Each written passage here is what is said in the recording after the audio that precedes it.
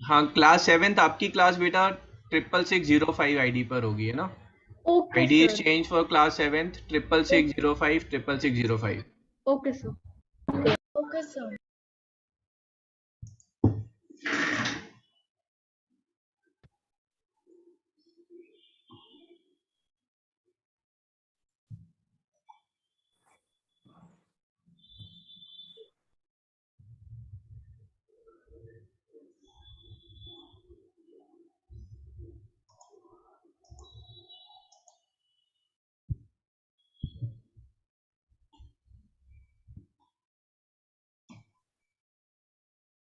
Hello.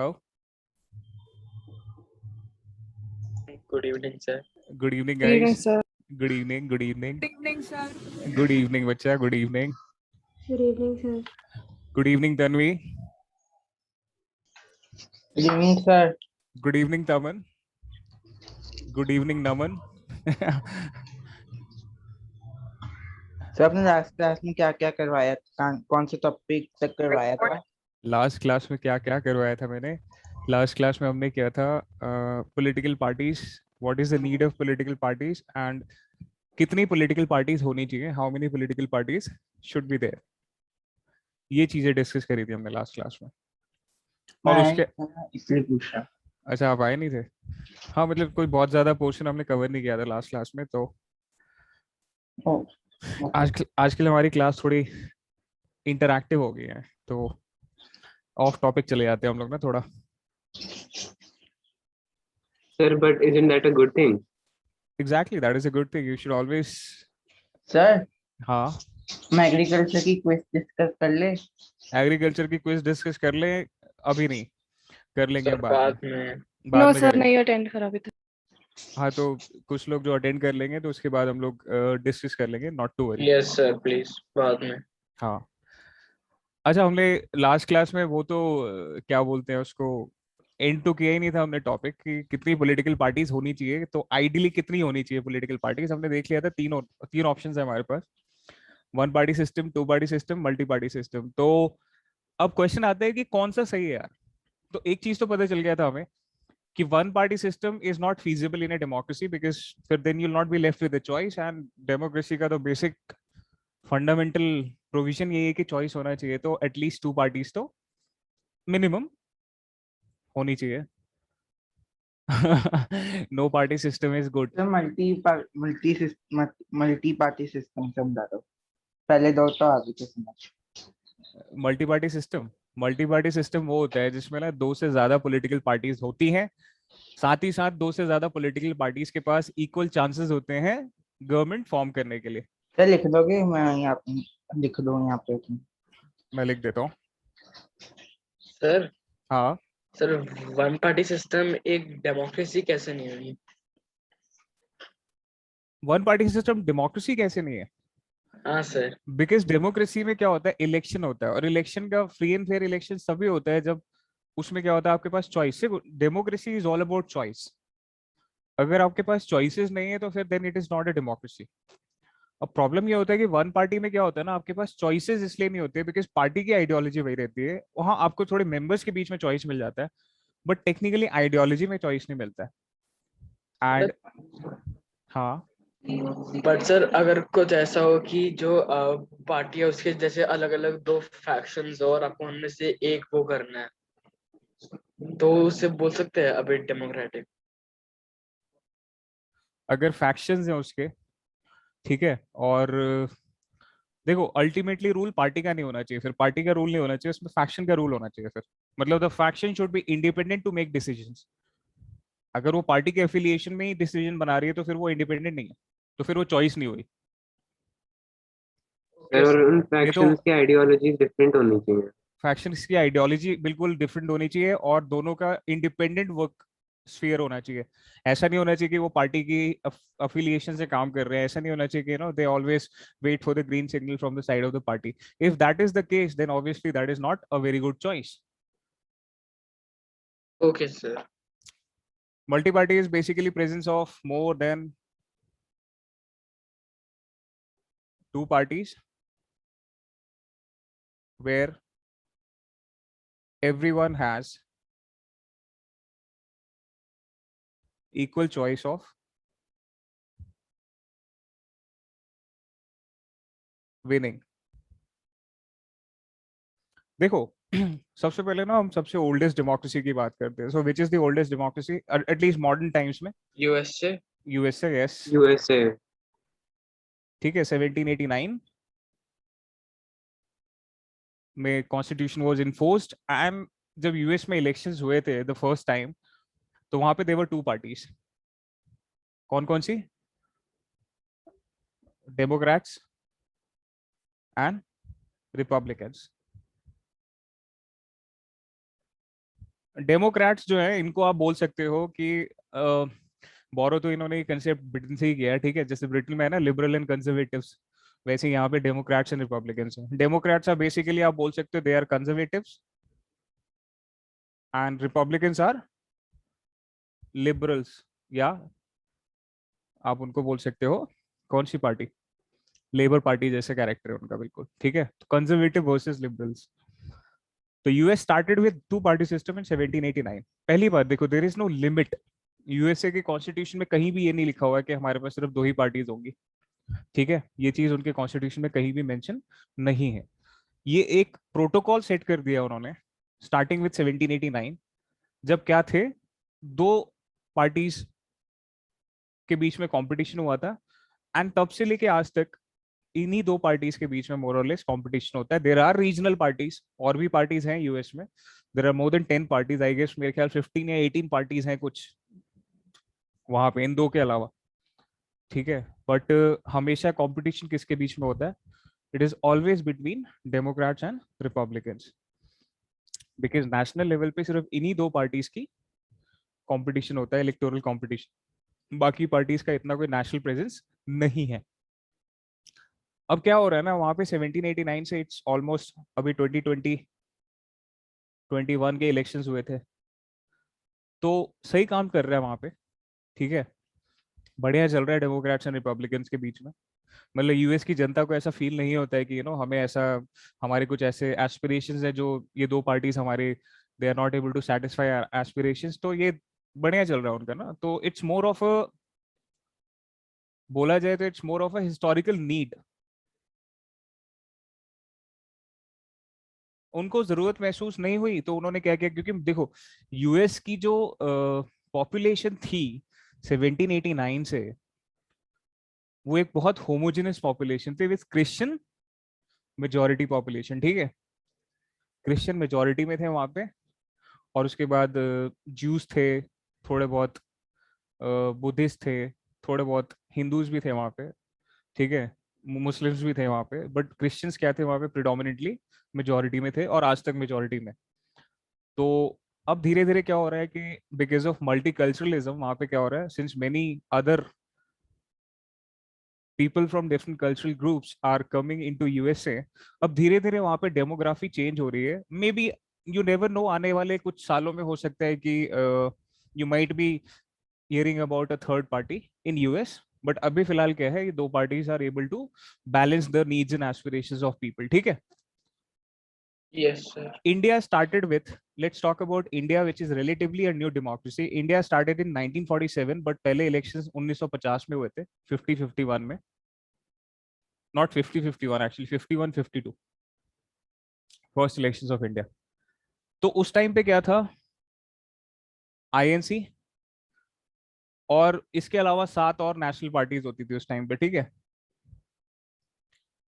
7 और national party, मतलब कुल 15 पार्टीज ने क्या किया था, आईएनसी के साथ compete किया था in the first election, first general elections. लेकिन आईएनसी वाज क्लियरली डोमिनेटिंग। पहले 3 इलेक्शंस में तो आईएनसी ने क्लियर कट मेजोरिटी थी, इवन उसकी मेजोरिटी 1977 तक थी, बट पहले 3 इलेक्शन में तो कांग्रेस ने धुएं उड़ा दिए थे, मतलब ऑपोजिशन तो थी ही नहीं, technically opposition was non existent.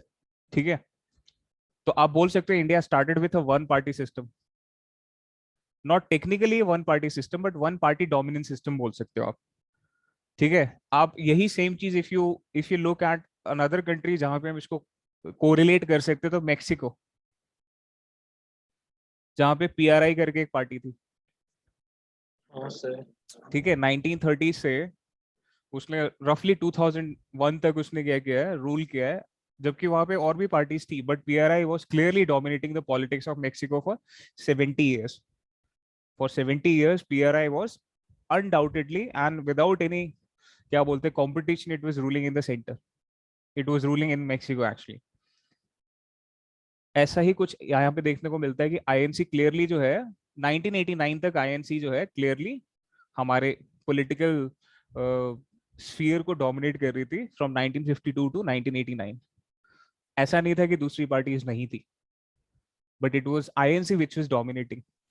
ऐसा ही मेक्सिको में, ऐसा नहीं था कि मेक्सिको में दूसरी पार्टीज नहीं थी, बट वहां पे पीआरआई वाज डोमिनेटिंग। बट दोनों के कैरेक्टर में बहुत डिफरेंस है।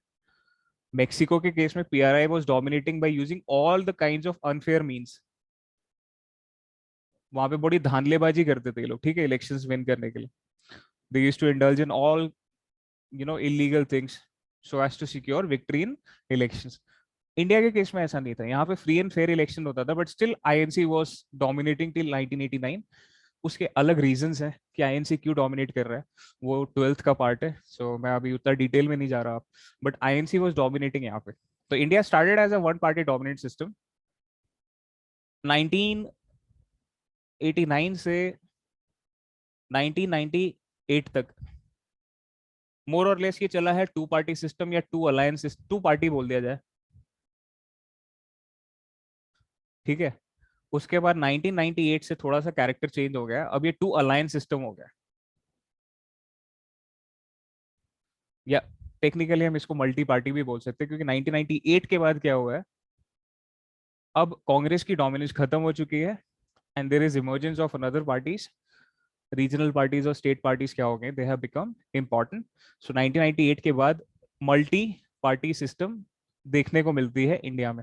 अभी भी अगर देखा जाए, fight is between BJP and INC led, they are leading the coalitions. ठीक है, तो अभी कंटेस्टेशन तो इन दोनों के बीच में है, but there is a left front, और मोस्ट प्रोबेबली हमें 2024 इलेक्शन में it would be BJP versus left front, not INC led UPA, जहां तक मेरा अनुमान है।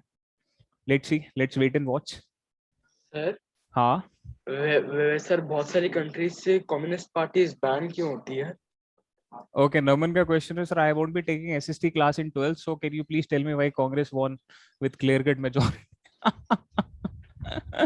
पहली बात तो in 12th class there is no SST, there is political science. किसी को जानना है तो मैं बता देता हूँ कि कांग्रेस क्यों जीत रही थी। Yes, sir. आईएनसी के जीतने के ना 2-3 प्राइमरी रीजंस थे।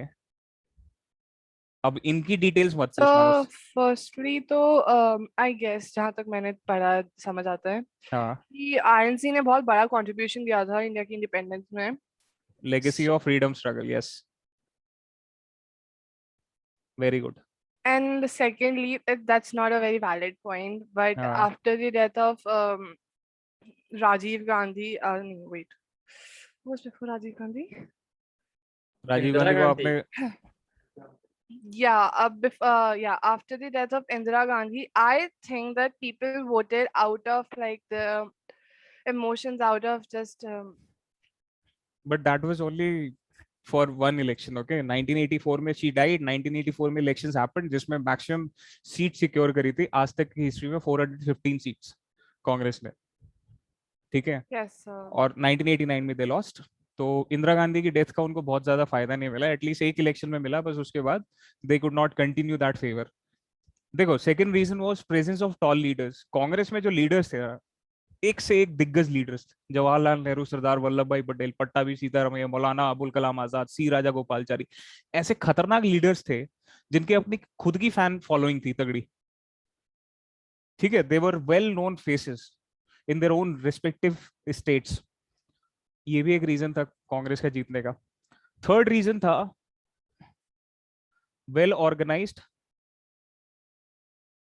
Party mechanism.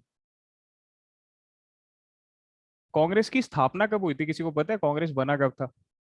Sir sir date नहीं याद, लेकिन ये पता है किस तरह। 1985। 1985. 1985 से 1951 तक कांग्रेस की जो पहुंच थी ना इंडिया में, they had regional office in every corner of country. Sir 1985 या 1885? ओ सॉरी 1885 यार, 1885 to So, was it 1951। established by A.O. Hume?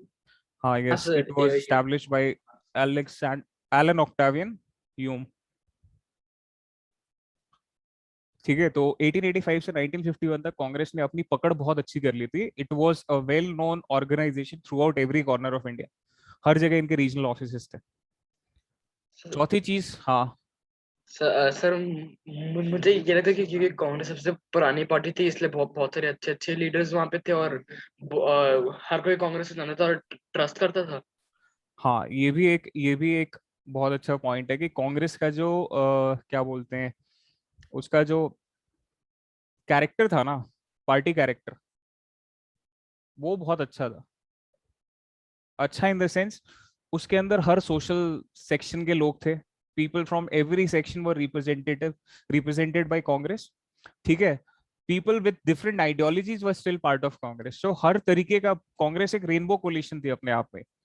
ये भी एक रीजन है आईएनसी का जीतने का, कि आपको जैसी आइडियोलॉजी चाहिए वैसा कांग्रेस में मिल जाता था आपको। You could always associate with Congress. And एक और बहुत बड़ा रीजन है, दैट इज FPTP। ये हमारा वोटिंग सिस्टम है जिसको बोलते हैं फर्स्ट पास्ट द पोस्ट। इसका इसका आपने ब्रदर जो बिल्कुल इसके ऑपोजिट है, वो आपने 9th क्लास में पढ़ा होगा, जिसको बोलते हैं प्रोपोर्शनल रिप्रेजेंटेशन।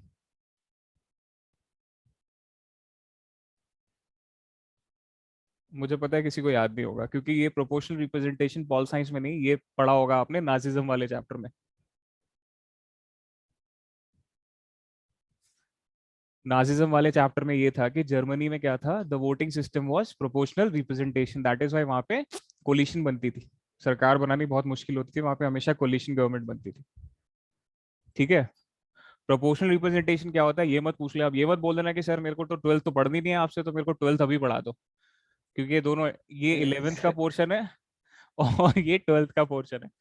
ठीक है, तो इसके आगे बकवास नहीं सुनी जाएगी आप लोगों की। देखो FPTP ना, मैं समझा देता हूँ, ये बहुत सिंपल है, बहुत सिंपल मैकेनिज्म है। जैसे 4 लोग कंटेस्ट कर रहे हैं इलेक्शन, ठीक है, 100 वोट्स है। ए को मिले 25 वोट्स, बी को मिले 15 वोट्स, सी को मिले 35 वोट्स, और डी को मिले कितने हो गए ये, 35 60 75 25। मैक्सिमम वोट्स किसके हैं? C. सी जीत गया बस। जबकि देखा जाए तो सी के अगेंस्ट में कितने लोगों ने वोट किया है? 65% people voted in against C. But C क्या हो गया, जस्ट बिकॉज सी के सबसे ज्यादा वोट्स हैं, फर्स्ट अमंग अदर्स, तो सी जीत गया। ठीक है, ये हमारे यहाँ पे वोटिंग सिस्टम होता है। तो मतलब आप 35% वोट्स लेके भी आप क्या कर सकते हो, you can easily win the constituency. ठीक है, तो ऐसा नहीं कि आपको 50% वोट्स चाहिए जीतने के लिए। ऑल यू रिक्वायर इज जो मिनिमम पॉसिबल Majority. जीतने के लिए, हाँ मिनिमम मेजोरिटी चाहिए आपको ना, और वो डिफाइंड नहीं है हमारे यहाँ पे। तो ये भी एक Excuse me, रीजन है। sir. हाँ बच्चे, Sir, don't you think कि INC was not at all interested in getting India independence, but was only interested in forming a political party, and like after, because they knew that if India will get independent, there will always be a political party, so they just wanted to support in that. देखो पहली बात तो नहीं, Congress was always fighting for independence. You can not doubt the intent of Congress that it was not fighting for independence. Congress ने लड़ाई की है independence के लिए, बीच बीच में थोड़ा भटक से जाते थे वो इधर उधर। Sir, I'm talking about the C.R. Das and Motilal Nehru wali party. Swaraj party, Yes, sir, Swaraj Party. Swaraj party, Swaraj party का क्या क्वेश्चन क्या था आपने? So I was saying कि स्वराज पार्टी, जो स्वराज पार्टी के अंदर जो लीडर्स थे वो इंडिपेंडेंस में इंटरेस्टेड नहीं थे, बट मोर और लाइक कि वो अपनी पॉलिटिकल पार्टी एस्टैब्लिश करने में इंटरेस्टेड थे थ्रू पीपल्स इमोशन। देखो कांग्रेस बना है 1885 में। 1885 से अगर आप देखोगे 1906 या 1905, 1905 से 1920, 1920 से 1947, ये रफली मैं इनको 3 फेजेस में डाल सकता हूँ कांग्रेस की जर्नी को।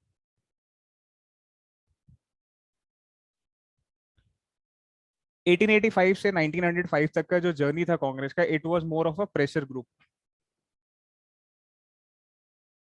दे वर फाइटिंग फॉर कंसेशंस, कुछ चीजों के लिए कि हमें ना रिप्रेजेंटेशन मिल जाए, हमें हायर जॉब्स मिलने चाहिए, ठीक है। ये चीजों के लिए लड़ रहे थे। उनका कहीं से कहीं आजादी की लड़ाई में कोई रोल नहीं था 1885 से 1905।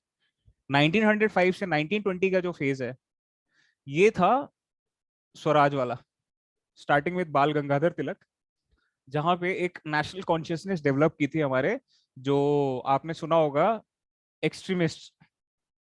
This was the period of extremist.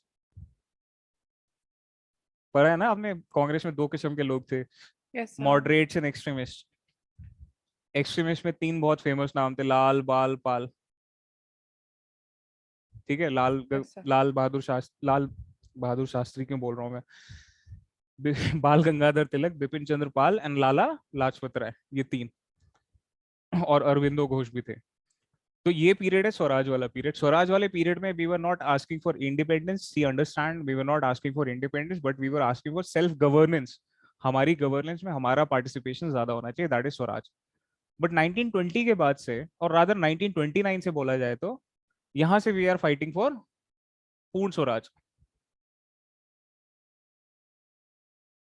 ठीक है। So this is the journey of Congress. अब आप जिनकी बात कर रहे हो ना, स्वराज पार्टी की बात कर रहे हो, स्वराज पार्टी जो है, it was formed by C R Das and Motilal Nehru. ये दोनों बिलोंग करते हैं किसको, ये जो पहला जनरेशन ऑफ लीडर्स था ना, जो 1885 से 1905 वाले, जो मॉडरेट्स वाले थे, ये उस कैटेगरी को बिलोंग करते हैं दोनों। Okay, sir. तो इसलिए आप इनसे एक्सपेक्ट नहीं कर सकते कि बहुत रेडिकल डिमांड्स रखेंगे ना ये लोग।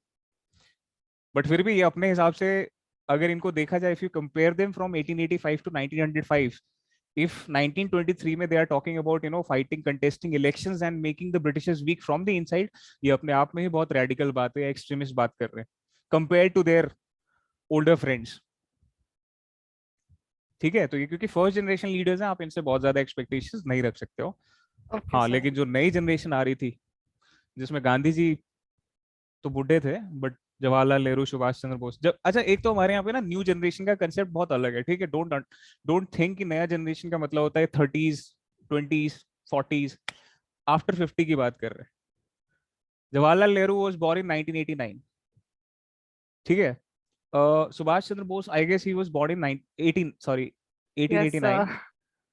ही वाज बोर्न इन 1892, 1989 1889। जब सुभाष चंद्र बोस आई गेस 3 साल बाद पैदा हुए थे, मुझे क्लियर नहीं है, बट नेहरू जी का तो क्लियर है मुझे, 1889। सो 1889 से इफ यू टॉक अबाउट 1929, कितना टाइम हो गया, कितने साल हो गए, बताओ। What, sir? 1889 से 1929 तक का पीरियड कितना हो गया वो, 40 साल 40 साल 40 ईयर्स। तो 40 ईयर्स के नेहरू जी को हम यंग लीडर बोल रहे हैं, ठीक है। सो हमारे यहाँ थोड़ा यंग का कंसेप्ट अलग है।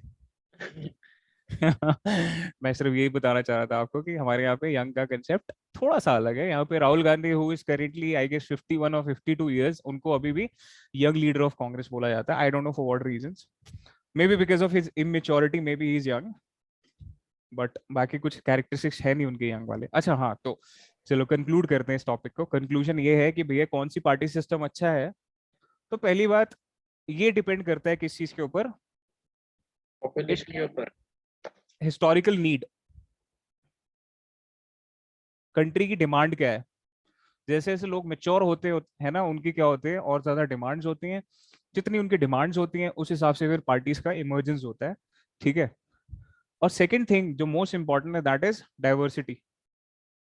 जैसे जैसे सोसाइटी डाइवर्स होती है ना, तो जाहिर सी बात है, 1 party 2 party systems would not stand for very long.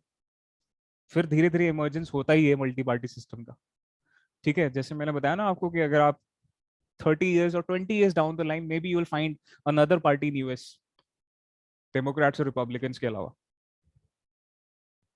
तो ये दो फैक्टर्स होते हैं जिसके ऊपर पार्टी सिस्टम डिपेंड करता है. पहला, what is the need of the country, it arises out of its history. And secondly is, if a country is diverse, obviously multi party system would be favourable in that country. ठीक है, तो India के हिसाब से multi party system is the best party system. ठीक है, और वैसे देखा जाए तो कोई भी पार्टी सिस्टम आइडियल नहीं होता हर कंडीशन के लिए.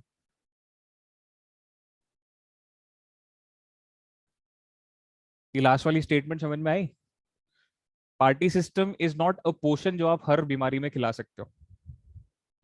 It might Yes, work. sir. It might work somewhere. It might not work at all in some other place. ठीक है, so that depends upon the maturity of the democracy and the people. अब आते हैं हम इसके बाद, जो question किया था मेरे को अभी, किसने क्वेश्चन किया था? अंगद. आप, अच्छा रुको अंगद, आपने क्वेश्चन किया है. I have this question from Nationalism in Europe. Was Napoleon a destroyer of democracy, a man who reversed all of the changes made by French Revolution, or was he the upholder of liberation, a man spreading liberty, fraternity and brotherhood wherever he went? Discuss.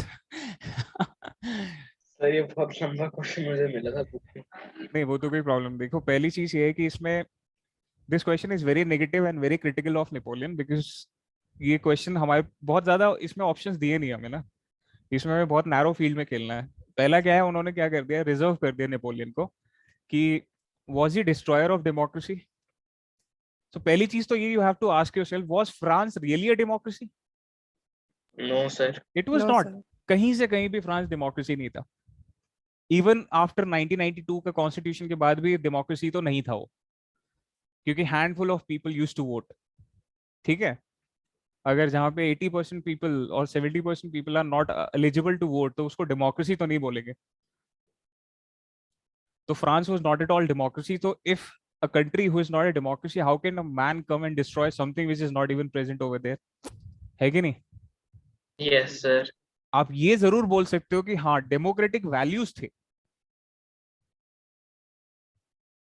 कुछ democratic values जरूर थे वहां पे. Democratic values of liberty, equality, fraternity. अब अगर हम इसमें analyse करें कि इसको डिस्ट्रॉय किया नेपोलियन ने या इसको अपहोल्ड किया था और इसको स्ट्रेंथन किया था, तो अब हम बात करते हैं सबसे पहले स्टार्टिंग विद लिबर्टी, कि क्या नेपोलियन ने लिबर्टी को डिस्ट्रॉय किया था? सो पहली चीज, यस, उसने रिप्रेजेंटेटिव या रिपब्लिक डिस्ट्रॉय कर दिया था. Destroyed the Republic system. ठीक है, ही अलाउड स्लेवरी. स्लेवरी को वापस उसने स्टार्ट कर दिया था. ठीक है, तो ये तो हो गया Yes, नेगेटिव, ये तो हो गया नेगेटिव्स. अब बात करते हैं फ्रीडम की. पॉजिटिव की बात करते हैं. Freedom of serves, freedom of markets, feudal system खत्म कर दिया उसने. Yes, sir. ठीक है, तो अगर आप देखो, positives are far more than the negatives. Secondly, equality की बात करते हैं. Yes, he did establish equality before the law.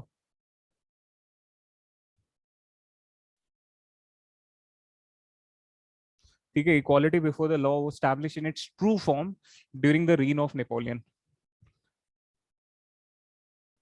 हाँ, लिबर्टी में एक और नेगेटिव डाल सकते हैं हम लोग, हेवी सेंसरशिप. सेंसरशिप तो करी थी उसने. So fraternity, privileges based on birth. हाँ, प्रिविलेजेस हटा दिया बेस्ड, था. Yes, privileges based on birth हटा दिया था.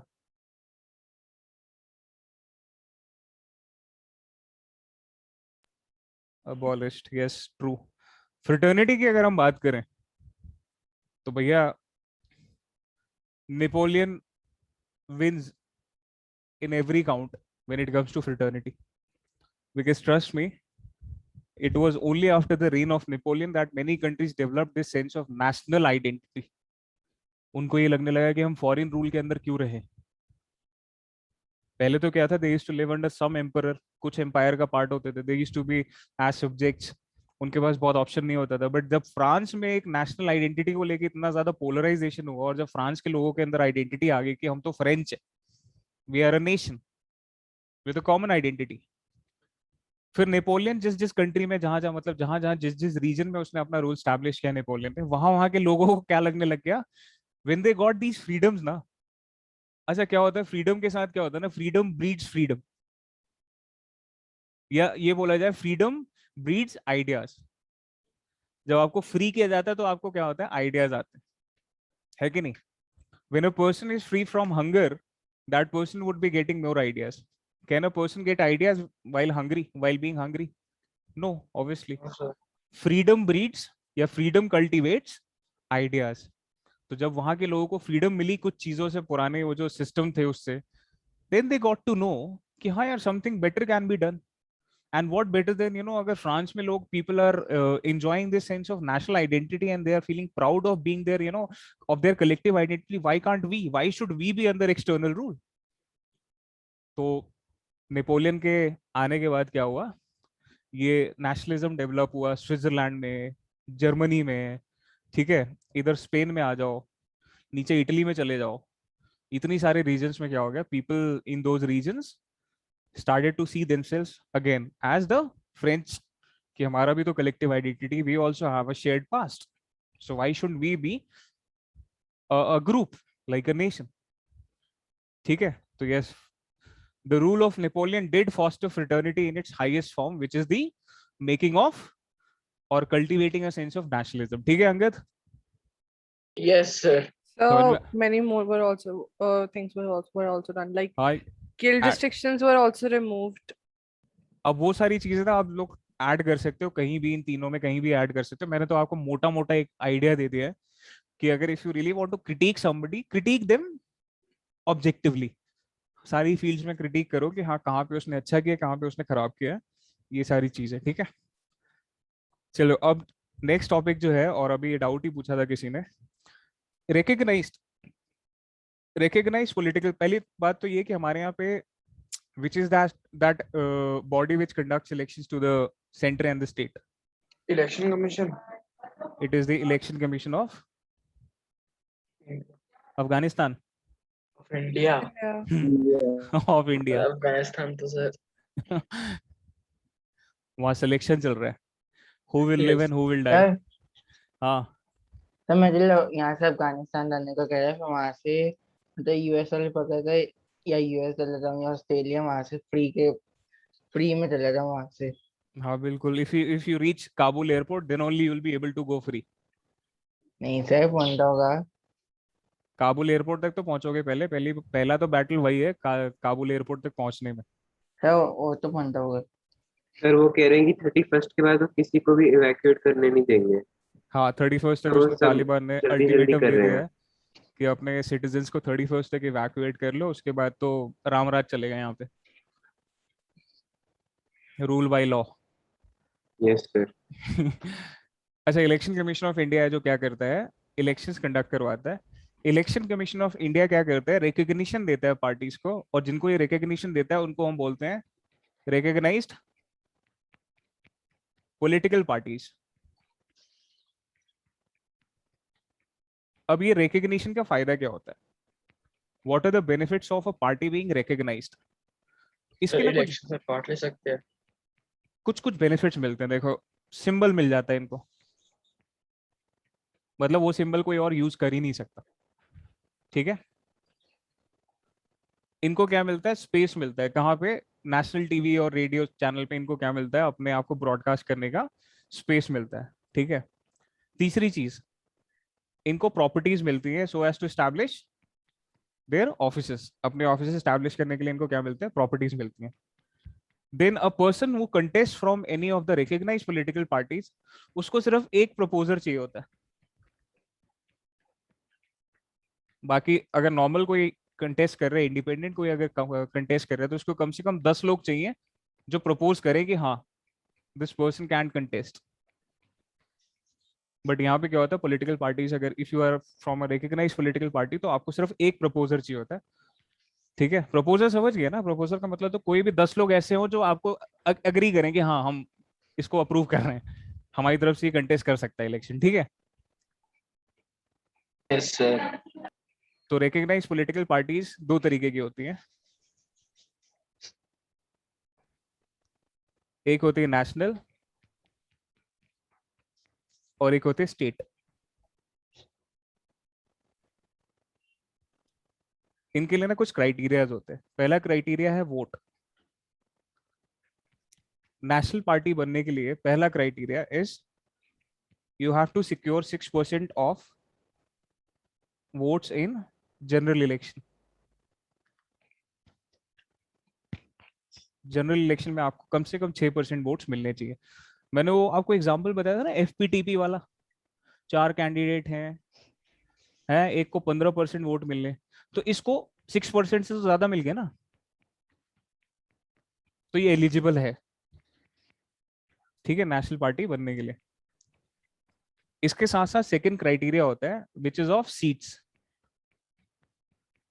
कहीं कंफ्यूजन हो ना, मेरे को आप प्लीज पूछ लेना। आपको लोकसभा में कम से कम 4 सीट्स इन लोकसभा सिक्योर करना पड़ता है।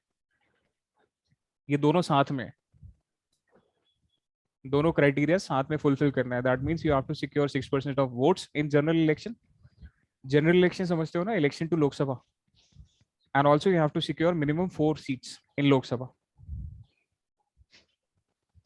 समझ में आ गया यहाँ पे?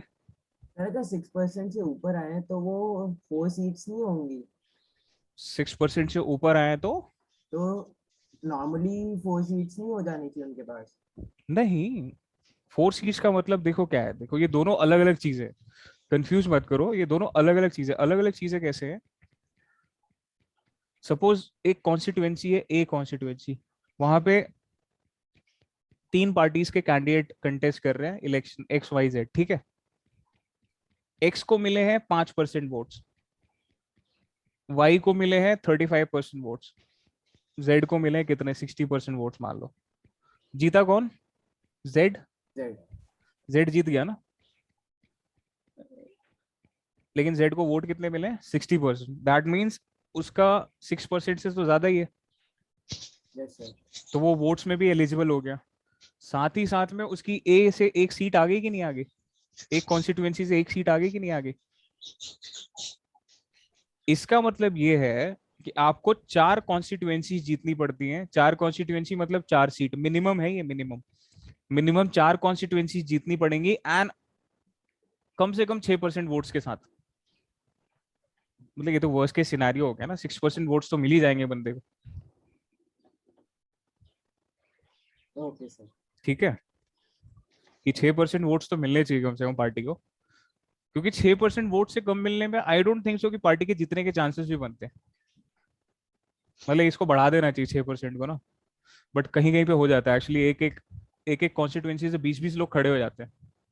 सो ऐसा भी होता है कि 6% से कम भी वोट्स मिल जाते हैं कुछ लोगों को। तो एटलीस्ट 6% वोट्स तो मिले उसको उस कॉन्स्टिट्यूएंसी में, और उसके साथ उसको एक सीट मिलनी चाहिए। तो 4 कॉन्स्टिट्यूएंसी से आपको जीतना जरूरी है, और आपके टोटल वोट्स मिला के कम से कम 6% होना चाहिए, टोटल वोट्स। ठीक है बाबा, सबको समझ में आया ये दोनों क्राइटेरिया? Yes sir.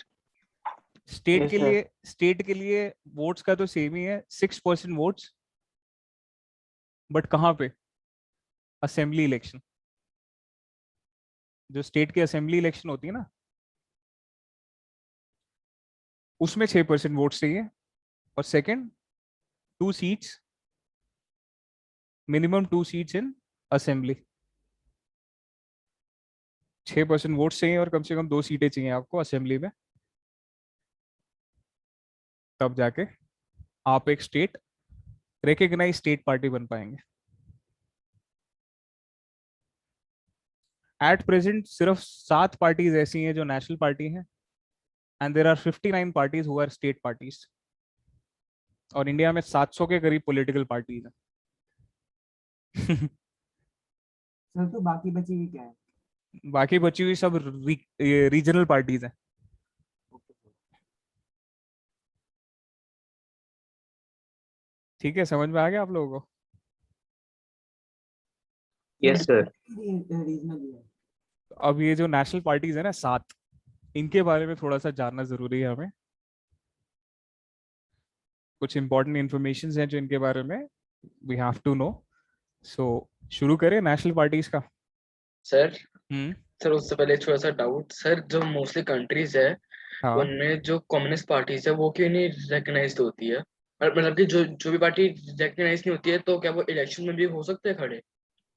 जो पार्टी रिकग्नाइज नहीं है वो इलेक्शन में खड़े हो सकते हैं, बिल्कुल खड़े हो सकते हैं। मैंने बताया ना आपको, खड़े होने के लिए, इलेक्शन में खड़े होने के लिए you don't require a party. आपको पार्टी भी नहीं चाहिए, आप इंडिपेंडेंट खड़े हो सकते हो। और सर अगर कोई पॉलिटिकल पार्टी बैंड हो? पॉलिटिकल पार्टी बैन, देखो इंडिया में ना एक्चुअली इस चीज को लेके भी बात चल रही है कि इलेक्शन कमीशन के पास ये हक होना चाहिए कि वो पार्टियों को बैन कर सके, बट अभी तक ना इस चीज के ऊपर कोई एक्ट नहीं हुआ है। मतलब the centre has not acted upon this demand of election commission. तो इंडिया में तो ऐसा कोई प्रोविजन नहीं है कि बैन कर दे किसी पार्टी को। और सर हम्म। जैसे कोई कम्युनिस्ट पार्टीज हो गई, ये सारी मोस्टली कंट्री से बैंड क्यों होती है? कम्युनिस्ट पार्टीज मोस्टली कंट्रीज में बैन क्यों होती हैं? हाँ सर। आज के टाइम पे नहीं है, ये सब 1945 से पहले होता था। 1945 से पहले तक ये होता था कि कंट्रीज एक्सप्लिसिटली बैन कर देती थी कम्युनिस्ट पार्टीज को। बट 1945 के बाद ये सारी, इनफैक्ट 1945 के बाद भी हुआ था, during the period of cold war ना, कम्युनिस्ट पार्टीज को क्या किया गया था, काफी सारी कंट्रीज में दे वर बैंड। उनके मेंबर्स के ऊपर बहुत ज्यादा प्रोसिक्यूट किया गया था उनको। यूएस में तो क्या था वो प्रोग्राम चलाया था उन्होंने, जो भी कम्युनिस्ट थे उनको पकड़ पकड़ के जेल में डालो। उसका ऑपरेशन पता नहीं क्या नाम था, मेरे को ध्यान नहीं आ रहा। बट ये 1950s और 1960s में बहुत हुआ है। बट 1970s के बाद क्या हुआ है, 1970s के बाद चीजें मेलो डाउन हो गई हैं, और आज के टाइम पे you will not find communist parties being band anywhere in in the world. आजकल सबको फ्री एक्सप्रेशन का पूरा वो है, राइट है। तो कोई कंट्री बैन नहीं करती कम्युनिस्ट पार्टीज को। Okay sir. हाँ। अब यार पता है क्या होता है, देखो हर हर हर कंट्री जहां जहां पे भी कम्युनिस्ट पार्टीज है ना, हर जगह की कम्युनिस्ट पार्टीज एक जैसी नहीं है। मोस्टली एक जैसी हैं, बट कहीं कहीं की communist parties are very good. जैसे वियतनाम की communist party, it is highly nationalist. वो बड़े नेशनलिस्ट है, वो अपनी कल्चर और अपनी नेशनल इंटीग्रिटी को प्रिजर्व करने के लिए बहुत ज्यादा। कैन यू इमेजिन, वियतनाम का सबसे वर्स्ट एनिमी कौन है? China, when it comes to ideologically, जबकि दोनों कम्युनिज्म फॉलो करते हैं। बट वियतनाम हमेशा ये चीज रिकॉग्नाइज करता है कि China always interferes in sovereignty of countries, and that is why Vietnam and China do not see eye to eye. India में सर उल्टा बट है। वियतनाम का तो यूएसए के साथ भी वॉर हुआ था ना? वियतनाम का, यस सर। हाँ हाँ, वियतनाम का यूएस के साथ भी बहुत खतरनाक इक्वेशन है। मतलब वियतनाम, वो उनका हिस्टोरिकल थोड़ा सा आप बोल सकते हैं, कुछ जख्म पुराने हैं उनके। बट आज के टाइम पे ऐसा कुछ नहीं है। हाँ, Vietnam is a communist country, I am telling, वही मैं बता रहा हूँ ना कि कम्युनिज्म के भी अलग अलग कैरेक्टरिस्टिक्स हैं। Communism in Vietnam is highly nationalistic, which is unlike communism. क्योंकि कम्युनिज्म इज ऑलवेज अबाउट कि उसकी हमेशा ना क्या होती है, loyalty is always extra territorial. Communism ये मानता ही नहीं है कि नेशनल बाउंड्रीज को मानता ही नहीं है कम्युनिज्म, पहली बात तो ये। ठीक है, कार्ल मार्क्स का एक बहुत फेमस लाइन थी कि workers of the world unite, so they talk about international community. And probably that is one reason why both Islam and communism are brother in arms, because they always recognize about international brotherhood. ठीक है, communism मानता है कि दुनिया के सारे workers क्या हैं, they are a group irrespective of national boundaries। और इस्लाम क्या मानता है, दुनिया के सारे Muslims are a brotherhood. That is one common ground between Islam and communism. That is why you might find them in bed with each other। ठीक है, और भी बहुत सारे रीजन है, they both are opportunist, but anyways. और किसी को कोई डाउट है तो यू कैन आस्क, अदरवाइज।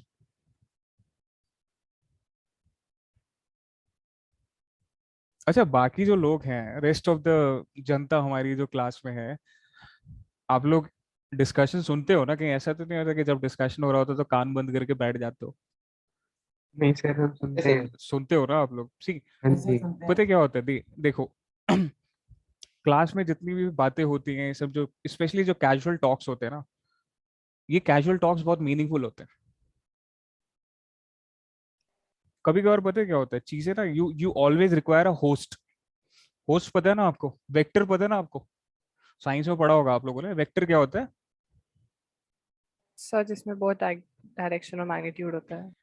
नहीं, I am not talking about physical vector, मैं I am talking about biological vector. Sir carrier. Sir जो कैरियर हाँ, होता है, carrier of what? Disease. Pathogens. Pathogen. किसी ना किसी पैथोजन। पैथोजन को कैरी करता है, उसको वेक्टर बोलते हैं, राइट? हमारी क्लास में जो कैजुअल टॉक्स ना, they are just like vectors, vectors carrying important information, the information which matters. Yes sir. समझे? तो इसलिए you should always pay attention, you never know कौन सी चीज कब काम आ जाए, या कौन सी चीज के थ्रू आपको क्या याद आ जाए। इसलिए, और पता है मैंने तो ये सीखा है कि the best possible learning always happens in a casual environment. Environment casual होना चाहिए, स्टूडेंट्स कैजुअल नहीं होने चाहिए। हाँ, देयर इज अ डिफरेंस। चलो अब हम बात करते हैं अपने 7 नेशनल पॉलिटिकल पार्टीज की, जिनके, हाँ। जैसे इंडिया के अंदर हमें सिखाया जाता है कि डेमोक्रेसी बेस्ट या ideal closest to ideal form of government है बाकी सारी फॉर्म ऑफ गवर्नमेंट में से। कौन सिखा रहा है आपको ये? पहले तो ये बताओ मुझे। नहीं तो हमें ये नहीं कहा जाता कि सर डेमोक्रेसी हमारी दूसरों से बुक में अच्छी है। चैप्टर है सर, डेमोक्रेसी का पूरा चैप्टर है, उसमें दिया हुआ है कि व्हाई इज डेमोक्रेसी बेस्ट। फिर यस उसकी क्या गलती है, उसने तो बुक में पढ़ा है। नहीं, बिल्कुल सही बात है सहज। हाँ, कंटिन्यू प्लीज, सॉरी फॉर नहीं मैं ये कह रहा हूँ कि इंडिया में हमें ये पढ़ाया जाता है ना, तो दूसरी सर कंट्री हमें ये नहीं पढ़ाते democracy is the best, they always say that democracy is a better form of government. Better या हाँ, so there might be a misunderstanding, because what they actually trying to tell you is that democracy is a better option as compared to the rest of the options. It is not the best possible form of government. Obviously it's not. जहाँ पे democracy नहीं है तो वहाँ पे क्या कराते हैं कि जो उनका वो वहां पे ना, पता है क्या होता है? See, वो कहावत आपने कोट सुना होगा, the grass is always greener on the other side, है ना? यस सर सुना है। तो non democratic governments always think that democracy is better, and democracy वाले हमेशा परेशान रहते हैं। सो दोनों ही तरफ आग लगी हुई है, पता है? मतलब डेमोक्रेसी में क्या होता है, people get certain rights, they want more. Democracy में डिजायर्स कभी पूरी नहीं होते, ठीक है? But if you compare them with anti democratic या नॉन डेमोक्रेटिक कंट्रीज, तो जो मिनिमम लेवल ऑफ फ्रीडम जो डेमोक्रेसी में मिल रहा है ना, वो भी नहीं मिल रहा उनको, जो नॉन डेमोक्रेटिक कंट्रीज है। तो ये अपने आप में ही बड़ा पैराडाइम है, मतलब क्या बोला जाए, ये अपने आप में ही बड़ी विचित्र सिनेरियो है the world. Can you see 2 polls, 2 अलग अलग पोल्स हैं वर्ल्ड में, ठीक है? तो देखो, you have to be the जज of what exactly is it that you want. Secondly, if you want something, you have to sacrifice something. I don't know why people are not ready to sacrifice. People always talk about rights, they don't talk about duties. सबको freedom चाहिए, सबको equality चाहिए, सबको liberty चाहिए, but they are not willing to sacrifice anything. आपको लगता है state, यार देखो, व्हेन यू लिव टुगेदर, 5 लोग घर में भी रहते हैं ना, तो एक कुछ तो सैक्रिफाइस करते हो ना यार, अपना पर्सनल। यार आप yes sir. Can you be 100% autonomous even though you are living in your own family, your own kith and kin, blood, your own blood? No, sir. Are you fully independent in your own family? No. How No, can sir. you No, expect sir. to be fully independent when you go out of your home? And trust me, home is the most protected environment in the entire world. वहीं पे आपको 100% freedom नहीं मिल रहा, आप बाहर जाके कैसे expect कर रहे हो? और घर में आपको फ्रीडम मिलती है, आपको ड्यूटीज भी तो होती है ना। Can you escape your duties and only talk about freedom? No, can't do. It won't happen, because that is the reality. So same way, state is a big family, a country is a big family. So if one person is demanding something, obviously you should always be willing to sacrifice something. I feel very weird, by the way, when people say ki, why should I stand for 52 seconds for my national anthem? Ki, it's my freedom whether to देश stand से or ban not. कर दो। No, it's not about banning. Exactly, when these people go out in other countries, na, wahan pe they'll stand for whatever period the national anthem is. But in their own country they demand for such a things, you know. See कुछ चीजें ना, मतलब यार देखो, कहीं ना कहीं तो आपको you will have to draw line, right? You can't, आप हर जगह बिल्कुल एब्सोल्यूट चीजों की बात नहीं कर सकते, you have to draw line. If you live in a nation, you have to abide by certain national you know sentiments और आइडेंटिटीज। कुछ तो करना पड़ेगा। You can't always talk about freedom, freedom, freedom, while you yourself know you are not free. तो दुनिया में तो ढोल पीट रहा हूँ मैं फ्रीडम का, घर पहुंचता हूँ तो मुझे पता लगता है कि फ्रीडम क्या है। वहां तो मिलती नहीं है मुझे घर पे फ्रीडम, लेकिन बाहर मुझे फ्रीडम चाहिए पूरी। आई am not saying you should not ask for freedom. I'm just saying you should always be willing to sacrifice something, some comfort, some level of comfort to get that freedom. Nothing comes for free, by the way. When you live in sir a community, हाँ, sir I read a quote sir, उसमें लिखा था कि sir freedom is not when you can stay और do whatever you want, sir it is when you don't feel the need to stay और do anything you want. Hmm, nobody stands for the national anthem of Greece. अब अलग अलग अपनी अपनी countries के अलग अलग वो होते हैं, देखो हर जगह सर पे यू नहीं डोंट हैव। सर, इसकी वजह से नहीं। हम्म, ग्रीस की जो वो है नेशनल एंथम, उसमें 308 वर्सेस हैं। अच्छा। हाँ तो कौन ही सर खड़ा रहेगा? सबसे लंबी है। सर हाँ तो कौन ही कौन ही खड़ा खड़ा रहेगा। होगा, सही बात है। यस सर, उसमें घंटे लग जाते हैं पूरे बोलने में। और हमारे यहाँ पे भी देखो, हमारे यहाँ पे भी there are different rules for national anthem. जब जनरली क्या होता है कि when you are under a roof ना, तो you should not stand, you should just sit straight national anthem के लिए। मतलब you can stand, nobody is stopping you, but you should take, ideally you should not stand when you are standing under a roof. Anyways we can debate a lot about these things, ठीक है। But वापस आते हैं हम अपनी national political national parties. Parties पे। National party, तो मैं ना एक काम करता हूँ, यहाँ पे I write the name of national political parties. यहाँ पे आई राइट द फॉर्मेशन, किस साल में वो लोग बने थे। Then if there is a founder, then I write about their ideology. Sir NPP क्या है? NPP national political parties. Then I write about any achievements, and then we'll talk about certain states जहाँ पे उनका, और other information as and when it comes. सबसे पहले शुरुआत करते हैं सबसे पुरानी पार्टी से, इंडियन नेशनल कांग्रेस।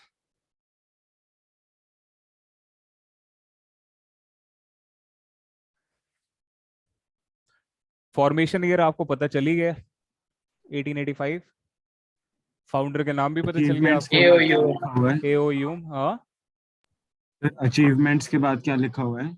और कौन से स्टेट्स, प्रेजेंस इन स्टेट्स, कौन से स्टेट्स में इनका प्रेजेंस इन पार्टीज का, और if any other information.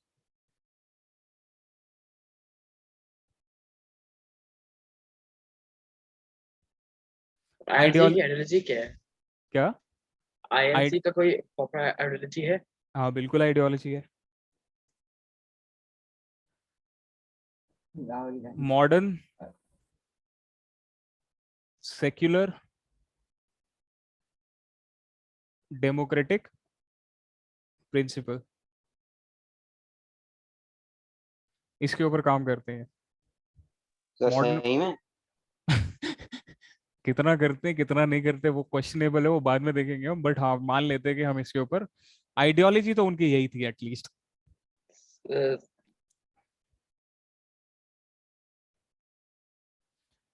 It is a centrist party.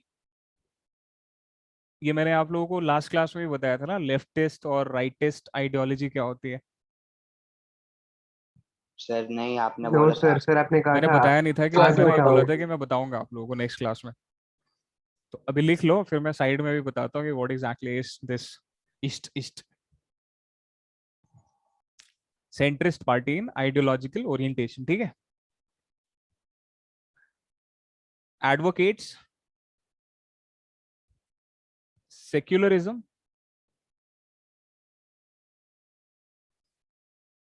and welfare of minorities.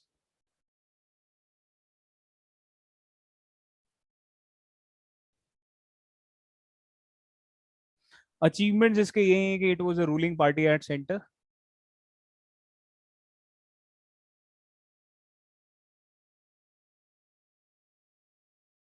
Till 1977.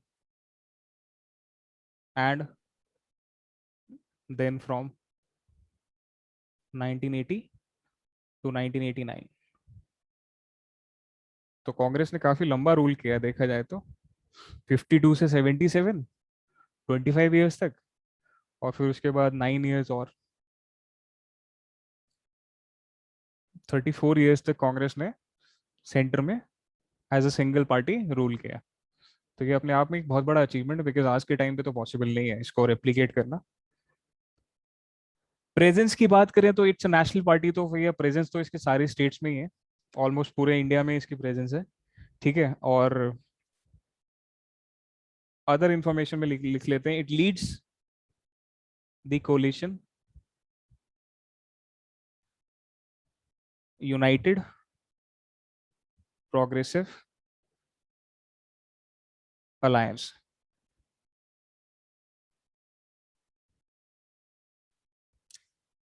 अपने फाउंडर में यूपीए, हाँ फाउंडर में क्या लिखा है? फाउंडर में AO Hume, HUME, Allan Octavian Hume. AOHUME। हाँ, इंपॉर्टेंट देखो क्या क्या चीजें हैं इसमें। The year is important, not that important. Ideology is important, सबसे मेन चीज ये है हर पार्टी का ना, ये इंपॉर्टेंट है आइडियोलॉजी। सर प्रिंसिपल्स की बात क्या लिखा है आइडियोलॉजी में, नीचे वाली लाइन में? Centrist party. ओके।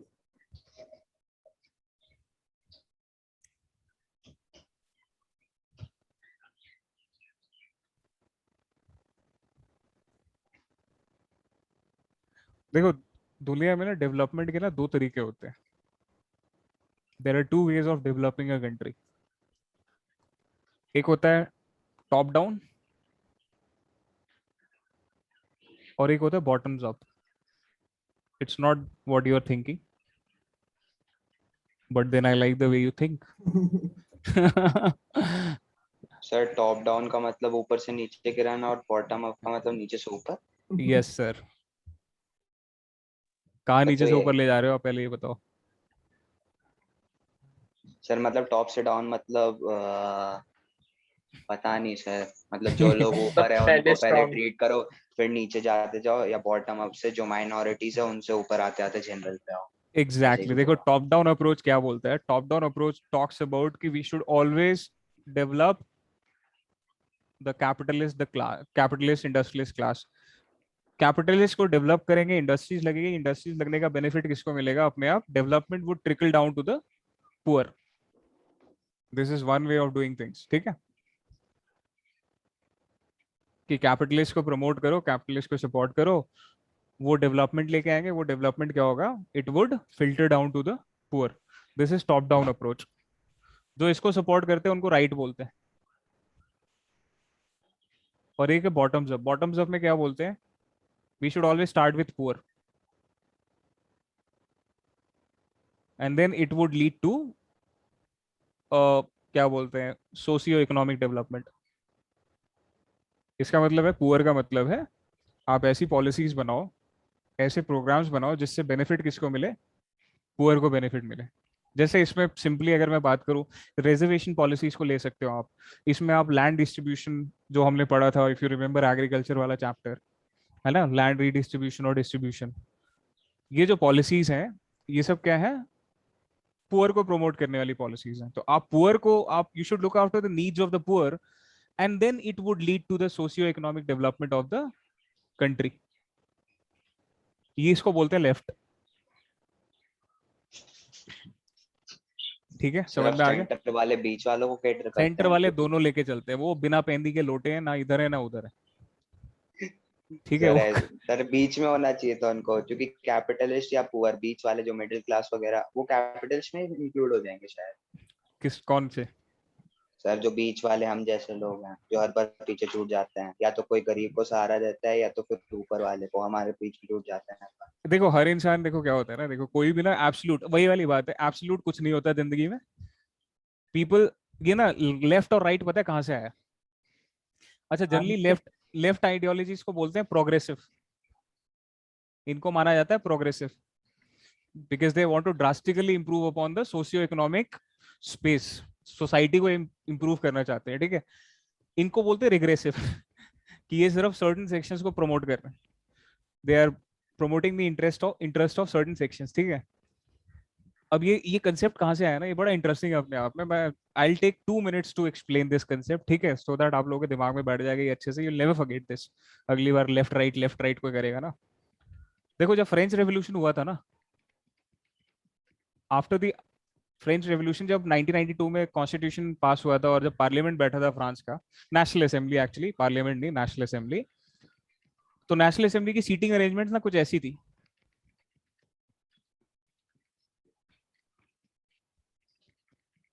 ये लेफ्ट था और ये राइट था, ठीक है। लेफ्ट साइड में वो बैठे थे जो लिबरल्स थे, जो प्रोग्रेसिव बातें करते थे, society should change, you know, we should talk about rights, we should talk about equality, ठीक है। और राइट साइड पे वो लोग बैठे थे conservatives, those who believed in preserving certain traditions of the society. तो यहाँ से आइडियोलॉजी आई है, ठीक है, फ्रेंच रेवोल्यूशन से आई है लेफ्ट और राइट। बट आज के टाइम पे क्या हो गया, this left and right has been converted into narrow sense of left being pro poor and right being pro capitalist. आगे बात समझ में?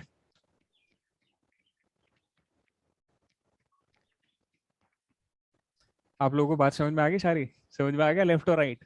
Yes sir. यस ठीक से समझ गए ना? कहीं ऐसा कोई कंफ्यूजन तो सर। नहीं तो है? राइट फ्रेंच रेवोल्यूशन में सेंटरिस्ट कहाँ बैठे थे? कहीं भी उनको नहीं थे बीच सेंट्रिस्ट। में उस टाइम पे दो ही किस्म के लोग थे, एक कंजर्वेटिव थे, एक लिबरल थे, बस। सेंटर्स को इग्नोर कर रहा था। हाँ, उस टाइम पे बड़ा ही ब्लैक एंड व्हाइट जिंदगी होती थी, ठीक है, ग्रे एरियाज नहीं होते थे। सर आजकल ऐसा होता था या तो एक तरफ जाओ या दो तरफ दूसरी हाँ, क्योंकि तरफ जाओ, उस टाइम बीच पे में मत रहो। उस टाइम पे सोसाइटी बहुत क्लियरली डिवाइडेड थी ना बेटा, between haves and have nots. उस टाइम पे society was clearly divided between the haves and have nots, तो इसलिए it was easy to talk you know in terms of black and white. आजकल क्या है, हैव और हैव नॉट्स बड़ा मुश्किल हो गया है। क्यों? किसी इफ समबडी इज पुअर तो उसको ये बोल देते हैं अबे तू फ्री तो है कम से कम, you have freedom. But freedom without economic you know independence is not freedom at all. So आजकल बहुत ग्रे एरियाज हो गए हैं। उस टाइम पे बहुत इजी होता था to talk in terms of certain things, but आजकल इट्स डिफिकल्ट। सो हो गया, इंटरनेशनल कांग्रेस लिख लिया आप लोगों ने?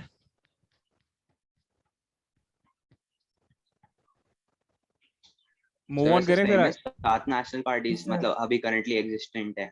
हाँ, सारी की सारी 7?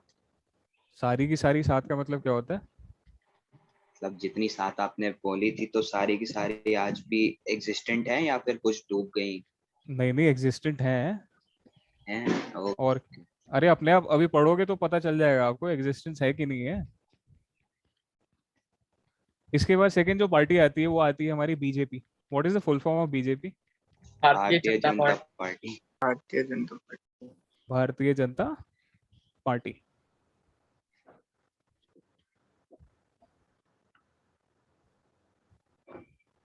चलो बीजेपी के बारे में कुछ जानते हैं फिर। सर हाँ सर बीकेयू भी अपनी एक पार्टी बना लेगा थोड़े सालों में, वहाँ उसकी भी इलेक्शंस होगी।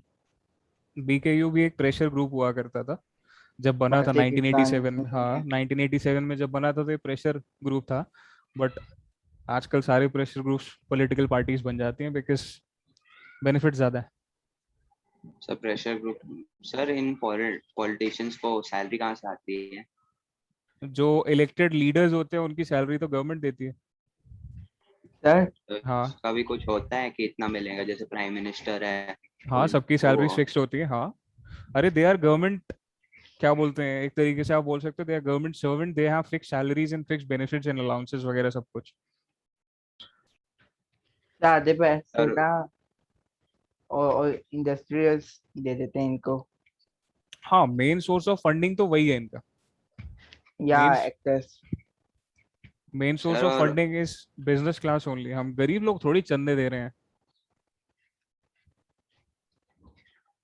सर उनको वो मिलता है, पेंशन मिलता है रिटायरमेंट के बाद? नहीं, हाँ हाँ, मिलता है मिलता है, ये जो जितने भी ये होते हैं इनको पेंशन मिलता मोदी सर जी की 2 मतलब लाख इलेक्टेड सैलरी है। हो या ना हो? है। मोदी जी की 2 लाख सैलरी है। हाँ, मतलब बेसिक उनकी वही होगी मेरे ख्याल 65,000, 60,000, 50,000, अलाउंसेस लगा मिला के सब 2 लाख हो जाता होगा उनका। The basic salary of president of India is 1 lakh, 1.5 lakh sir per month या ईयर? पर मंथ, पर ये मंथ, क्यों है अच्छा। पर सर, मंथ। इतनी कम सैलरी क्यों है? ये कम सैलरी तो सिर्फ सैलरी है ना, इसके अलावा आपको बेनिफिट्स भी तो मिल रहे हैं ना आपको। रेंट फ्री बंगलो मिल रहा है आपको भाई साहब, ट्रैवल वगैरह सब कुछ फ्री है आपका। गाड़ियाँ आई थी सर। अलाउंसेस जोड़ लो ना बाकी सारे तो आपके पर पर उनको पर सैलरी उतनी पर नहीं सर एम मिलती, दो बट लाख तो पर्क्स पूरे बहुत मिलते पॉकेट हैं। मनी हाँ, हो गई। पर्क्स बहुत मिलते हैं पर एमपी। एक एमपी को एक साल में करीबन 3 से 4 करोड़ रुपए की फैसिलिटीज मिलती है। सर फिर तो ये जो अलाउंस मिल रही है तो पॉकेट मनी होगी, साइड में कभी बिल्कुल मन हाँ, किया ये ये तो यूज इसका तो करा। यूज ही नहीं हो रहा ना कहीं, इसका तो यूज ही नहीं हो रहा कहीं। एपीजे अब्दुल अब्दुल कलाम जो हमारे प्रेसिडेंट थे, वो उन्होंने प्रेसिडेंट जो उनका जो प्रेसिडेंट पैलेस है, हमारा जो प्रेसिडेंट बिल्डिंग है जो हमारी, उसमें सिर्फ एक रूम खुलवाया हुआ था उन्होंने। Only 1 room, 1 library and 1 kitchen. और उसका भी इलेक्ट्रिसिटी बिल वो खुद देते थे, ही टू पे। सो बहुत कम ऐसे लोग होते हैं हमारे यहाँ ना कि people who are so downright moral and having such high integrity. Anyway, Bharatiya Janata party की फॉर्मेशन हुई थी 1980 में, 1980। फाउंडर की बात करें तो नरेंद्र मोदी। नरेंद्र मोदी फाउंडर नहीं था। श्यामा प्रसाद मुखर्जी। जेपी नड्डा नहीं है? हाँ, 1980 में फॉर्म हुई थी पार्टी और जेपी नड्डा अभी बने प्रेसिडेंट उसके।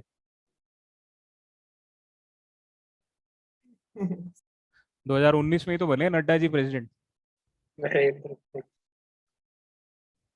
ये तो सेकंड लाइन ऑफ कमांड चल रही है बीजेपी की, सेकंड लाइन ऑफ डिफेंस है ये। फर्स्ट लाइन ऑफ डिफेंस तो खत्म भी हो गई, इनके जो ओल्ड लीडर्स थे, जो स्टॉलवर्ड्स थे बीजेपी के, वो तो सारे या तो रिटायर हो गए या फिर खत्म हो गए।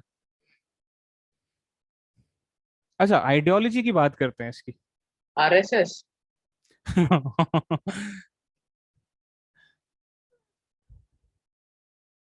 फॉर्म्ड फ्रॉम, पहले ना इसकी एक पेरेंट पार्टी होती थी जिसका नाम था भारतीय जनसंघ।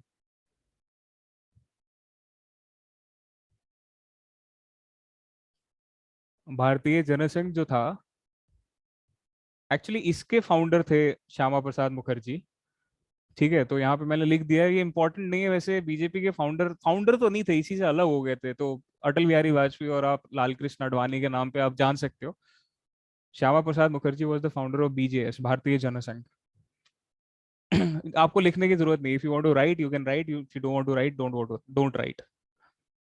सो it was formed from Bharatiya Jana Sangh. तो भारतीय जनसंघ इसकी पेरेंट बॉडी है, तो इसकी आइडियोलॉजी जो है वो मोस्टली भारतीय जनसंघ से ही लिए हुए हैं। ठीक है, it believes in cultural nationalism,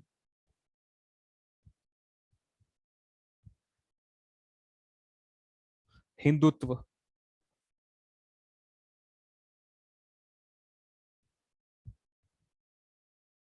अच्छा, ये जो लोग generally people talk about Hindutva being the dominance of Hindus और जो भी है, सो इट्स नॉट दैट। मैं सही, क्लेरिफाई कर दूं, हिंदुस्तान के नाम से नहीं होगा शायद ऐसे। क्या हिंदुस्तान के नाम से? हिंदुत्व लगाया होगा नहीं नहीं नहीं हिंदूज का। नहीं नहीं नहीं नहीं नहीं, Hindutva has come from the word Hindu, Hindu से बना हुआ है, बट वो हिंदू नहीं जो आप हिंदू समझ रहे हो।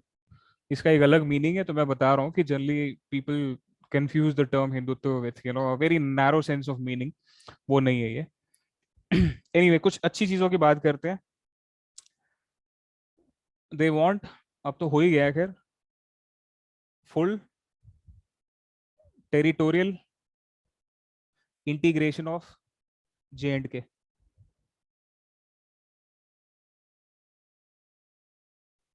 J&K को जो स्पेशल स्टेटस मिला हुआ था उसको हटा के ये चाहते थे कि बाकी स्टेट्स की तरह ही उसको इंडिया के साथ इंटीग्रेट कर लिया जाए। यूनिफॉर्म ये हम बात कर चुके हैं I guess, if I remember correctly, civil code, जो पर्सनल लॉज होते हैं वो सबके लिए यूनिफॉर्म होने चाहिए। And third is ban on religious conversions.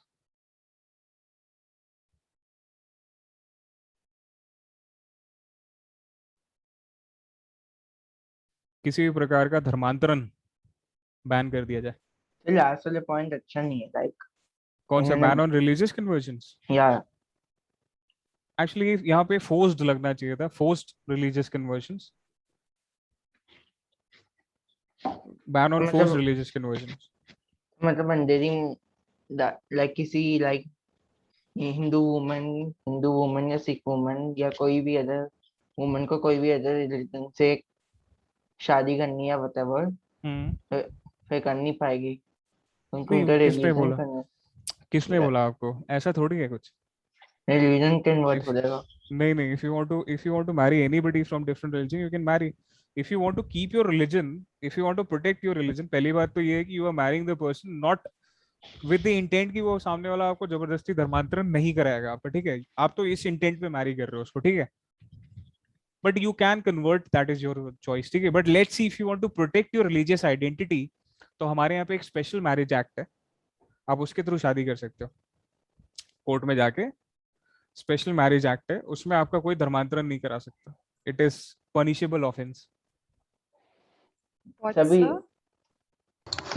There is an act, ठीक है? हमारे इंडिया में क्या है, जो कपल्स ऐसे होते हैं ना, जो अलग अलग धर्मों के होते हैं, अलग अलग रिलीजन्स के होते हैं, और इफ दे समहाउ फियर कि हमारा रिलीजियस कन्वर्जन हो सकता है, या फिर अपने अपने फेथ को बचाने के लिए, अपने लेट्स से if they want to safeguard their faith, they can always marry under special marriage act of 1954। एक एक्ट बनाया था गवर्नमेंट ऑफ इंडिया ने 1954 में, कि आप you can marry any person from any religious background with the protection कि your religion will not be changed. तो उसमें आपको लीगल प्रोटेक्शन मिल जाता है। अचीवमेंट्स की बात करें तो क्या क्या अचीवमेंट्स है इसकी? भारतीय जनता पार्टी की अभी करेंटली बोल सर वो सकते हो, ruling party, currently the ruling party, yes. सब और अगर अचीवमेंट्स की बात करें तो यस, इंटीग्रेशन हो चुका है, आर्टिकल 370 हट चुका है, ट्रिपल तलाक बैन हो चुका है। सही योदा दो उनका वहाँ टेम्पल था, क्या क्या क्या? तो टेम्पल अयोध्या नहीं बना रहे। टेम्पल, वो तो वो तो सुप्रीम कोर्ट अचीवमेंट का नहीं बोल सकते। वो सुप्रीम कोर्ट का डिसीजन था, उसमें भारतीय जनता पार्टी का रोल नहीं है। हाँ, बस उसको पोलराइज करने में रोल तो था। सुप्रीम कोर्ट भी था, अभी रूलिंग पार्टी का ही तो है।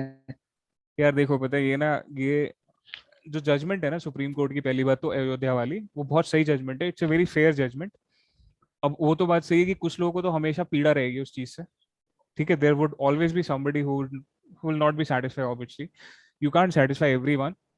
बट जो डिसीजन दिया है सुप्रीम कोर्ट ने, वो it is one of the most, क्या बोला जाए, फ्यूचर में उसको जरूर रेफर किया जाएगा व्हेनेवर सच क्वेश्चन कम्स, कि it is one of the most harmonious decisions given by supreme court in recent times. 1500 कुछ पेजेस का वो जजमेंट है वो। और मजे की बात है कि पांचों के पांचों जजेस ने यूनानिमसली उसमें डिसाइड किया था, कोई भी डिसेंटिंग जजमेंट नहीं था उसमें, पांचों ने अग्री किया। सर 1500 पेजेस में ऐसा क्या था सर, यार जो जजमेंट इतना बड़ा? जजमेंट होता है ना, तो उसमें मतलब उसमें जो भी उसकी हियरिंग हुई है ना, 2014 में इसको रेफर किया गया था सुप्रीम कोर्ट में। सो 2014 से, और 2014 से पहले इलाहाबाद में चल रहा था वो केस, उससे पहले भाई साहब वो फैजाबाद कोर्ट में चल रहा था केस। तो सारे कोर्ट्स के जजमेंट्स को रेफरेंस में लेती है ना supreme court while giving a judgement. मतलब उस जजमेंट को पढ़ लोगे तो आपको उसकी पूरी हिस्ट्री, ज्योग्राफी, बायोलॉजी सब पता चल जाएगी। उसके बाद आपको कुछ पढ़ने की जरूरत नहीं अयोध्या के बारे में। अयोध्या सर सेम ही लॉयर था, और लॉयर जो हायर किसी पर्सनल ने किया था, गवर्नमेंट किसी ऑर्गेनाइजेशन की तरफ से थे लॉयर्स? नहीं, ऑर्गेनाइजेशन की तरफ से थे। और उन लॉयर, यार बड़ा अच्छा नाम था उनका ना, श्री श्री श्री शरण कुछ करके नाम था।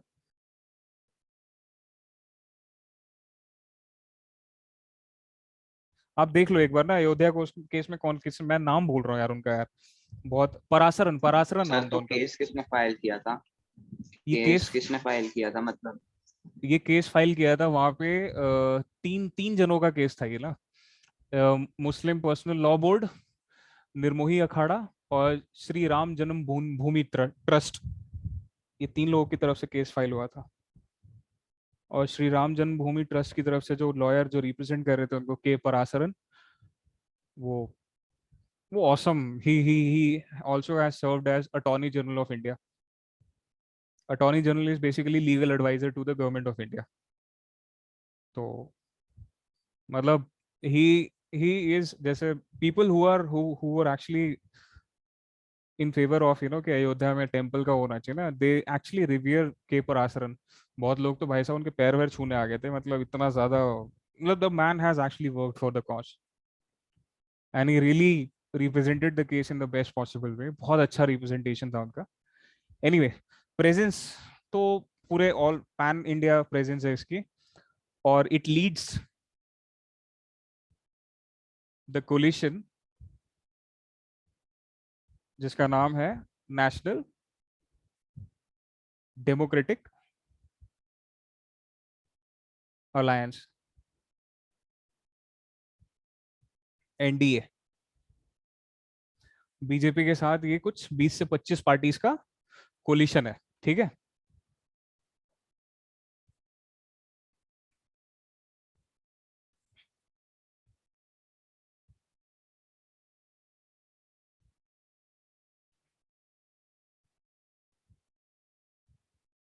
नोट डाउन कर रहे हो ना आप लोग? Yes sir. हाँ, या क्योंकि मैं रब करता चल रहा हूँ ऊपर से। सर पकड़, अब मत करो, मैं लिखना था अभी, मैं लिखना शुरू नहीं किया। चलो मैं यहाँ तक रब कर देता हूँ, सही जहाँ ईयर तक का, मैं ईयर भी नहीं लिखा अभी। 1980। बीजेपी। पेज के साइड में लिख लो, ये रब मत करो। चलो मैं रब नहीं कर रहा, मैं साइड में लिख दे रहा हूँ। सर क्या था ये 1980? हाँ, 1980 था the year in which BJP was formed. Founder? Founder was Shyama Prasad Mukherjee.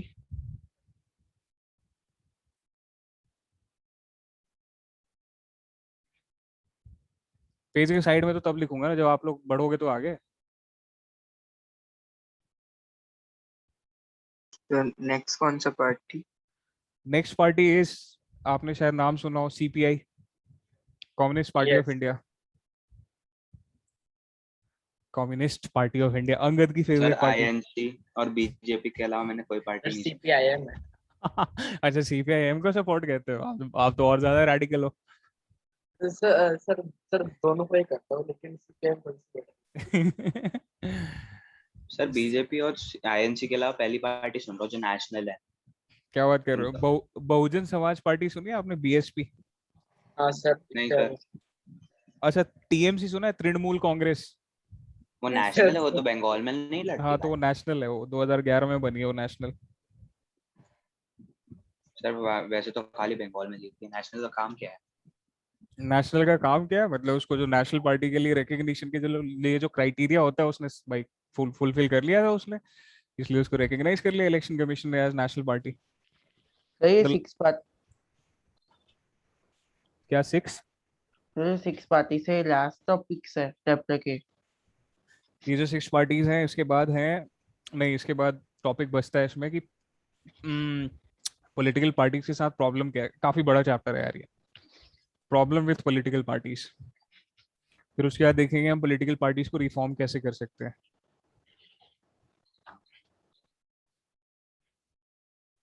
ये पूरे आपके इस बुक में सबसे बड़ा चैप्टर है ये। अगर हम 4th चैप्टर को हटा दें तो जेंडर, कास्ट, रिलीजन सर वो हटा हुआ। सर हाँ।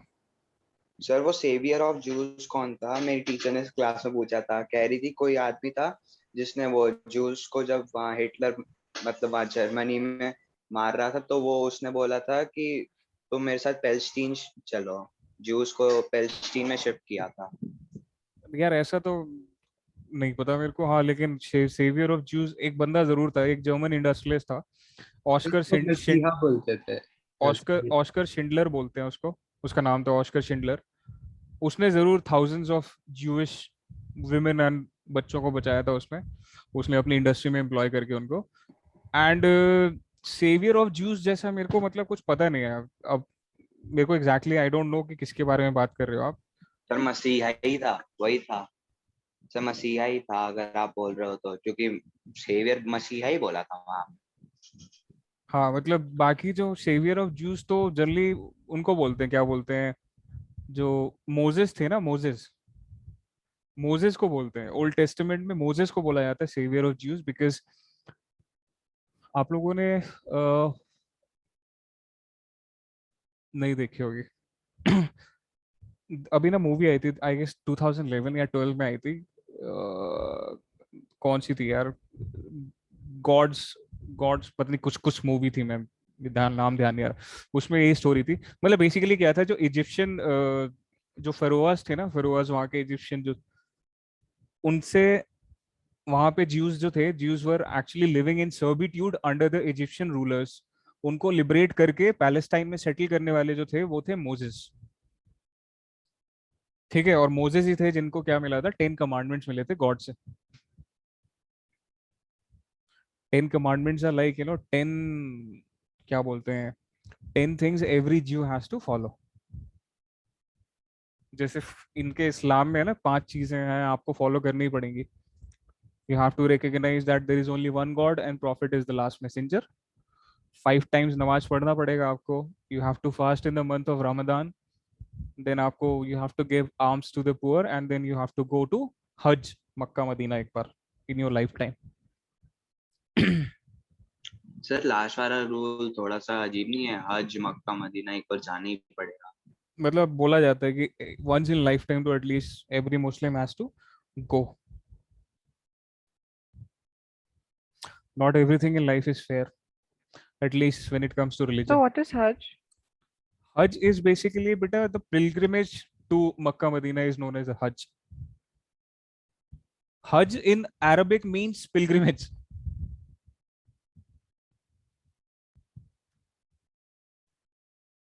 Actually क्या था ना, जब इस्लाम से भी पहले people used to go to Mecca because Mecca में there is a place called Kaaba which is a basically stone, एक stone का एक वो बना हुआ है, क्यूब है। उसके अंदर पहले क्या थे, there were many idols which were placed inside that Kaaba. तो लोग वहां पे जाते थे एनुअल पिलग्रिमेज करने साल में एक बार, जिसको वो हज बोलते थे। वही कंसेप्ट इस्लाम ने जो है कंटिन्यू कर लिया है, and now they believe they have this concept of hajj which every person, every Muslim has to do once in their lifetime. Okay, sir. Excuse me, sir. हाँ, The Forest Act कब हुआ था? Forest Forest Act कब इन्होंने start करा था पहले? क्या चीज Forest Act. Forest act? Yes, sir. 1965 sorry 1965, then उसके बाद 1977, उसके बाद 2003 वाला था आई गेस, और फिर 1927 वाला है लास्ट। 1965 सर पर 19 क्यों बोल रहा हूँ यार मैं, 1865। Yes sir, okay sir.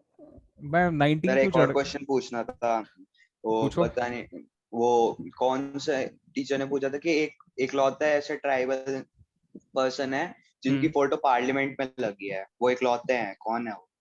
इकलौते ऐसे ट्राइबल पर्सन जिनकी फोटो पार्लियामेंट में है? हाँ सर। पता नहीं यार, पार्लियामेंट में किसकी फोटो है किसकी नहीं है मेरे को बहुत ज्यादा आइडिया नहीं है इसका, आप गूगल कर लेना कौन से ट्राइबल लीडर की फोटो लगी हुई है। कि पार्लियामेंट में किस किस की फोटो लगी है? पार्लियामेंट में हमारे मोस्टली जितने भी नेशनलिस्ट लीडर्स थे उन सबकी फोटो लगी हुई है। सबकी? हाँ, एक तो बड़े अच्छा इंसिडेंट था कि जब 1998 में अटल बिहारी वाजपेयी प्राइम मिनिस्टर बन के आए थे, तो जो सेंट्रल हॉल में फोटो लगी हुई है नेहरू जी की, उसको उतार दिया गया था, ठीक है। तो बिकॉज कांग्रेस और बीजेपी के एंटी चल रहा था ना, तो अटल बिहारी वाजपेयी ने पूछा कि यार ये नेहरू जी की पेंटिंग क्यों हटा दी यहाँ से, तो फिर अगले दिन वापस लगा दी वहीं पे। तो आप गूगल कर लेना कौन से ट्राइबल लीडर की, मुझे ये बताओ जरा कौन सा ट्राइबल लीडर है जिसकी फोटो है पार्लियामेंट में।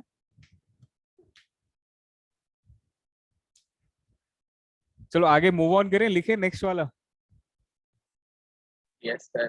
चलो सीपीआई पे आते हैं हम लोग।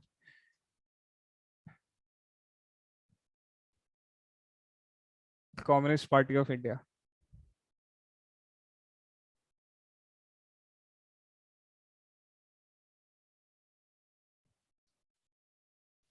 कम्युनिस्ट पार्टी का फॉर्मेशन हुआ था 1925 में। इसके फाउंडर जो है, सर नाम सर्च किया था, कोई बिरसा मुंडा दिया हुआ था। अच्छा बिरसा मुंडा का है, ठीक है ठीक है ठीक है। सर एमएन रॉय नहीं? हाँ M.N.. Roy, yes. Ranchi airport का नाम इन्हीं से पड़ा है ना? हाँ वो वहीं के, बिरसा मुंडा एयरपोर्ट है उसका नाम, इंटरनेशनल एयरपोर्ट।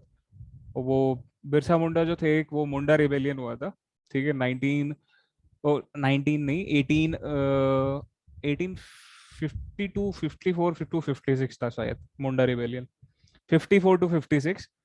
तो उसमें ही मुंडा ट्राइब है एक ना, झारखंड की एक बहुत बड़ी ट्राइब है मुंडा ट्राइब, तो उसके लीडर थे Birsa Munda, who fought against the British.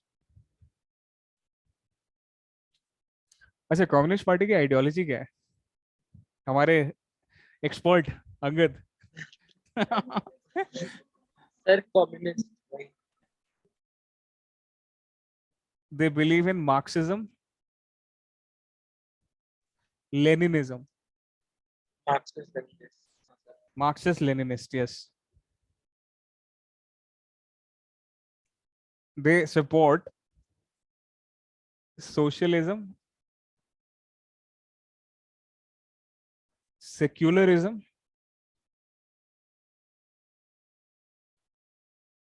and democracy, and oppose imperialism and communalism. पता है क्या था, देखो जब मैंने स्टार्ट टीचिंग ना 2017 में, तो मेरे को सीपीएस कम्युनिस्ट के बारे में बहुत ज्यादा नहीं पता था मेरे को ना, तो I was not well read about the communist, the ideology itself.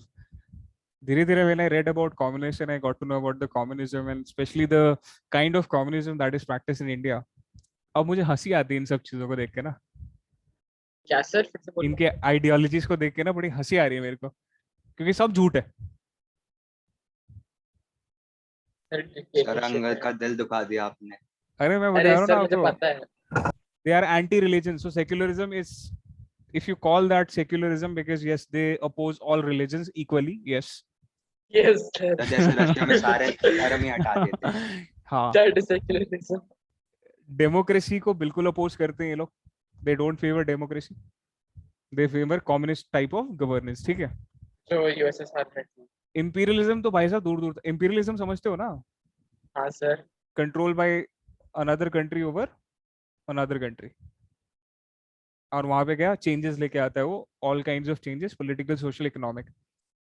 यही लोग थे जो भाई साहब चाहते थे कि रशियन स्टाइल गवर्नेंस होनी चाहिए हमारे यहाँ पे, रशिया का डोमिनेशन होना चाहिए। 1947 से 1964 तक प्रो रशिया थे ये लोग, they wanted Russian style governance and Russia का पूरा इंटरफेरेंस रहना चाहिए इंडिया में। And when it comes to communalism, you can to certain extent you can say कि हाँ कम्युनलिज्म अपोज करते हैं। कम्युनलिज्म मतलब रिलीजन के बेसिस पे फाइट जो होती है उसको अपोज करते हैं, बिकॉज ये तो रिलीजन को ही अपोज करते हैं। यस तो तो बाय डिफॉल्ट कम्युनलिज्म को तो अपोज करेंगे। अब बात आती है मार्क्सिज्म लेनिनिज्म क्या होता है, तो अंगद बताओ कि मार्क्सिज्म लेनिनिज्म क्या होता है। सर एक्चुअली में ये एक जो है जो मार्क्सिस्ट आइडियोलॉजी है और जो लेनिनिस्ट आइडियोलॉजी है उसका मिक्स है।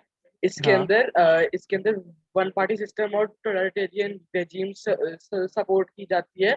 और जो भी कोई स्टेक मतलब कि जो इंपीरियलिज्म होता है, कम्युनिज्म के अंदर इंपीरियलिज्म इज एवरीथिंग जो लाइक जो प्रोलेटेरियट होते हैं उनके अगेंस्ट होते हैं बेसिकली। देखो मार्क्सिज्म ने बात की थी सोशलिज्म की, सोशलिज्म का मतलब क्या है, स्टेट कंट्रोल ऑफ रिसोर्सेज, ठीक है। और लेनिनिज्म की बात आती है, जब लेनिन की बात आती है, लेनिनिज्म जुड़ जाता है उसमें, तो इसका मतलब ये आ जाता है कि this becomes extra territorial. Extra territorial का मतलब क्या है, now this Marxism should be taken to every nook and corner of the world. That means it's a clear cut imperialism.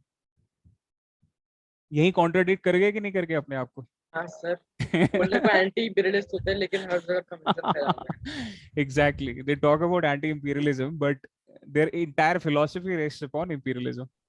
Sir actually जो कम्युनिस्ट होते हैं उनके उनके सर हिसाब राहुल से गांधी imperialism वाले means- काम कर रहे हैं. बोल सकते हो आप राहुल गांधी वाले काम कर रहे हो. और दूसरी चीज ये है कि अगर हम इनकी बात करें तो इनका सपोर्ट कहाँ है? अचीवमेंट तो छोड़ ही दो, इनके अचीवमेंट की बात करेंगे तो बहुत उल्टी सी चीजें मिलेंगी हमें. बट इनका प्रेजेंस जो है it is in West Bengal and Canada. Sir क्या क्या क्या अचीवमेंट ऐसी कर दी थी? यार इनकी अचीवमेंट एक तो है कि इन्होंने वेस्ट बंगाल में फॉर 35 इयर्स तक रूल किया इन्होंने. And the longest serving chief minister of India 31 years के Jyoti Basu was from communist party, but he was from CPIM. वो इसके जो दूसरा बच्चा है. फैक्शन. हाँ सर और कुछ नहीं है. सर सीपीआईएम बस अलग ही है चुका. और मजे की बात मैं आपको और अब आप लोगों ने जब गड़े मुर्दे उखाड़े हैं तो मैं बताता हूँ आपको. ठीक है, रुको पहले ये लिख लेते हैं. दे enjoy support among workers, peasants and intelligentsia. Intelligentsia का मतलब है कॉलेज और यूनिवर्सिटी स्टूडेंट्स जो होते हैं ना, उनको बोल रहे हैं intelligentsia. How intelligent they are is questionable, but let's call them intelligentsia. Sir ऐसे मत बोलो सर.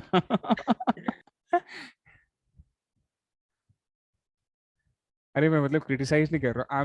मैंने बोला ना आपको, देखो आज के टाइम की प्रॉब्लम पता है क्या? Weird problem. It's not that people don't know anything, it's just that people know things but they are not the actual things, you know. They know some other version of the real thing.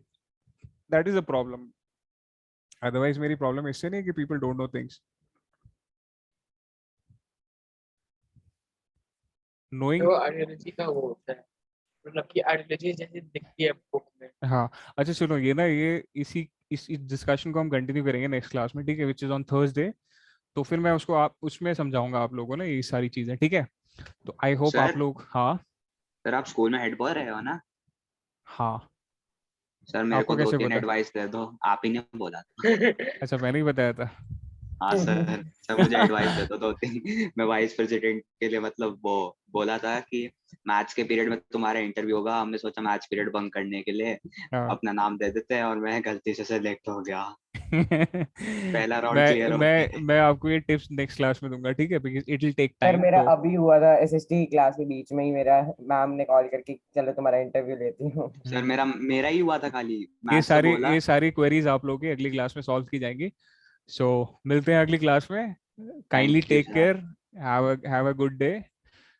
Bye bye. Take care. Thank you sir. Bye sir. Workers of the world unite. Thank you, sir. Thank you, sir. Bye, sir. Bye sir.